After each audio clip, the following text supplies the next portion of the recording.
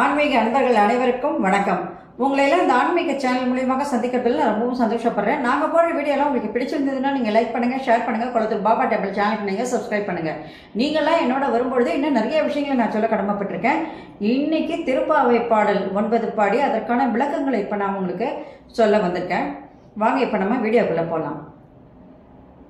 பாடல்: தூமணி மாடத்து சுற்றும் விளக்கெரிய தூபம் கமிழ துயிலணை மேல் கண் வளரும் மாமன் மகளே மணிக்கதவம் தாழ்த்திரவாய்.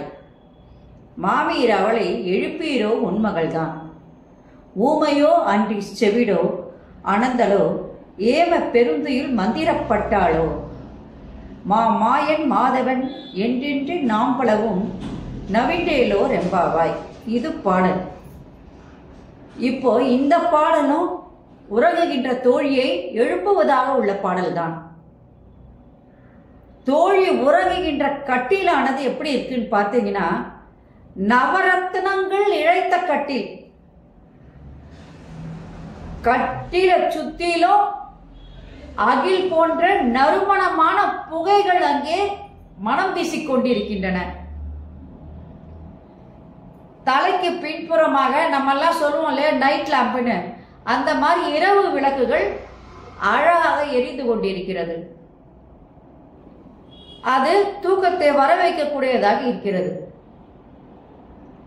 அவள் துயில் கொண்டிருக்கின்ற அறையினுடைய கதவுகள் நவரத்தின கற்கள் பதிக்கப்பட்ட கதவுகள். அதுல மாணிக்க கற்கள் கூட அதுல பதிஞ்சிருக்கான் ஒரு சில இடத்துல. அப்படின்னா என்ன அர்த்தம்னா, அவ்வளவு செழிப்பு மிக்க பரம்பரையில் வந்தவள் தோழி. அப்போ அந்த ஆயர்பாடி மக்கள் எல்லாம் எவ்வளவு செழிப்பாக இருப்பாங்கன்றதுக்கு இது ஒரு சின்ன உதாரணம். அது மட்டும் இல்லாம அந்த படுக்கையில அந்த தோழியானவள் தூங்கிக் கொண்டிருக்கும் போது அவளை பார்த்து, அம்மான் மகளே மாணிக்க கதவின் தாழ்பாலை திற என்று எழுப்பியும் அவள் எழவில்லை. அவதான் தூங்குறாள், அவள் எப்படி எழுவா? எனவே அவளுடைய மாமியை அழைத்து எழுப்பும்படி கூறுகின்றார்கள். அப்போ மாமி போய் எப்படி எழுப்புவா? அன்போடு எழுப்புவாள். மாமி அவளை அன்போடு எழுப்பும் பொழுதும் அவள் அங்கே எழவில்லை. யார் எழுப்பியும் எழாத தோழியரே, யார் எழுப்பியும் அந்த தோழி எழவில்லை. அதனால மாமியாரே, உங்கள் மகன் எங்களுக்கு பதில் சொல்லாததால், அவள் ஊமையோ அல்லது நாங்கள் கூப்பிடுவது கேட்காதனால, காதில் விழாமல் இருப்பதனால அவள் செவிடா.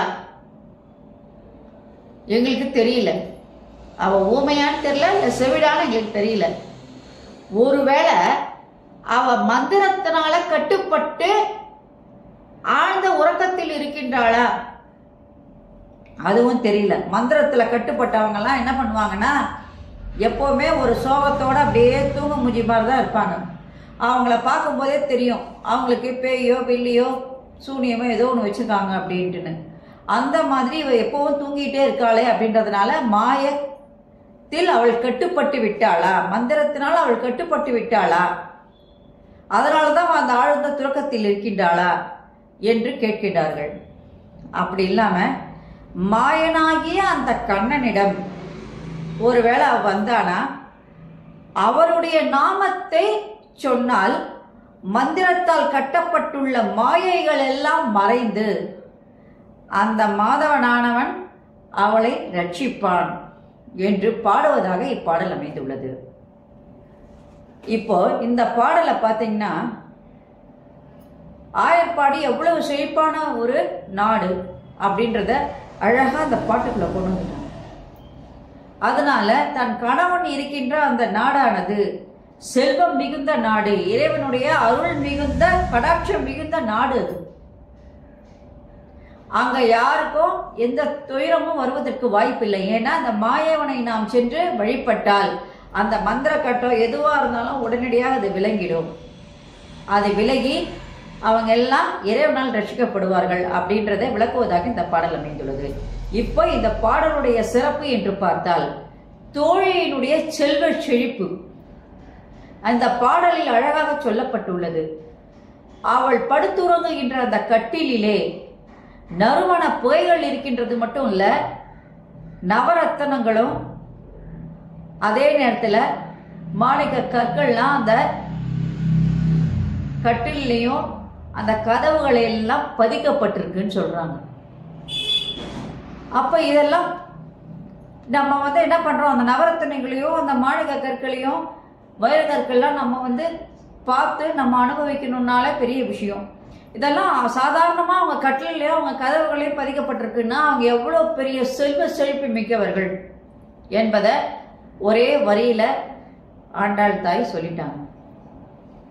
அது மட்டும் இல்லாம மெல்லிய ஒளியுடைய அந்த விளக்குகள் அது சுற்றி இருக்கின்ற நறுமண புகைகள் எல்லாம் தூங்காதவங்களையும் தூங்க வச்சிரும். அது மட்டும் இல்லாம இவ்வளவு சொல்லி அந்த மாமியும் எழுப்பி நாங்களும் எழுப்பி அவ எழுந்துக்கல அப்படின்னு சொன்னா ஒன்னும் அவளுக்கு காது கேட்காம இருக்கணும் இல்லையா? நம்ம சொல்றதுக்கு பதில் சொல்லாதனால அவ ஊமையா இருக்கணும். ஊமையோ அன்றி செவிடோ தெரியல. ஒருவேளை அந்த மாயத்துக்கு கட்டுப்பட்டு விட்டாளா? மந்திர சக்திகள் கெட்ட மந்திர சக்திகள் ஒருத்தரை கட்டுப்படுத்திடுச்சு அப்படின்னு சொன்னா அவங்க எப்பவுமே ஒரு சோகத்தோட இருப்பாங்க, ஒரு தூங்க மூஞ்சியா இருப்பாங்க. அவங்க மூஞ்சில ஒரு ஃப்ரெஷ்னஸே இருக்காது, ஒரு மாதிரி டல்லா இருப்பாங்க. எப்போ அவங்களுக்கு ஒரு தூக்கம் வந்துகிட்டே இருக்கும்.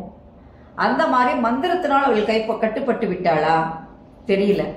சரி பரவாயில்ல, அப்படி எப்படி இருந்தாலும் அவ இப்ப எங்களோட அந்த கண்ணனே அவள் தன்னுடைய வாயால் பாடும் பொழுது அவள் மனதில் உள்ள அழுகுகள் எல்லாம் நீக்கி அவளுடைய மாயைகள், கண்ணனே ஒரு மாய கண்ணன் அவன்.